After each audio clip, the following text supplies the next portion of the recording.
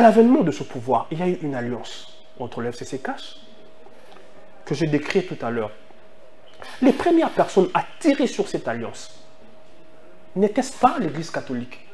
On a même vu le cardinal se déplacer en France, être reçu à TV5 pour fustiger cette alliance.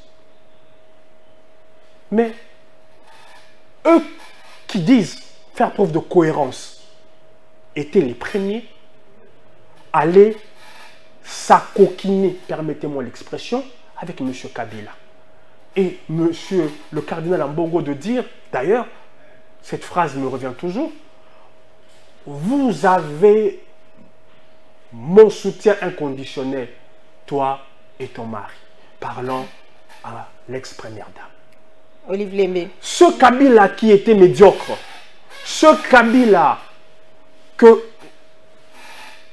vous avez peint comme le diable, dont vous avez critiqué l'alliance avec le pouvoir en place, ce Kabila est redevenu fréquentable.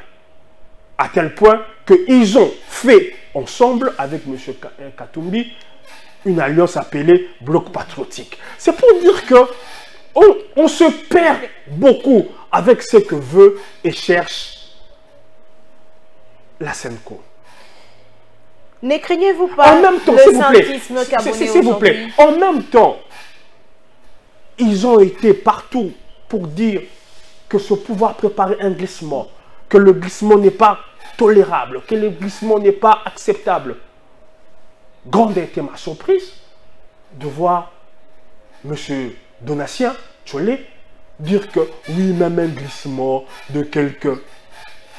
On a du mal à savoir ce que veut, ce que cherche la Senko. Quoi que l'on sait... Non mais ils sont à la recherche du bien-être du peuple congolais, non?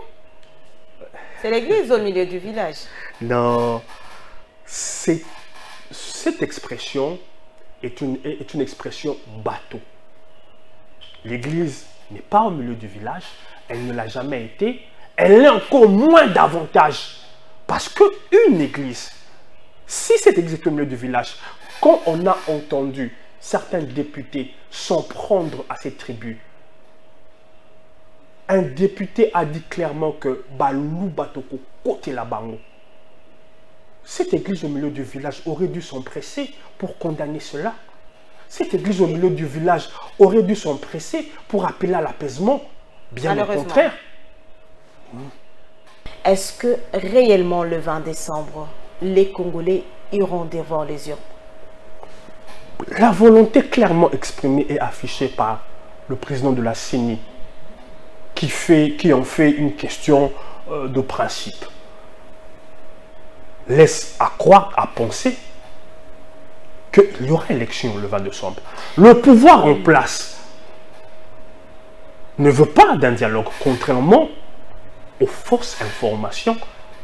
Je dis aux fausses parce qu'il y en a plusieurs distillées par l'opposition. Donc, je crois qu'au 20 décembre, sauf cataclysme, il y aura élection.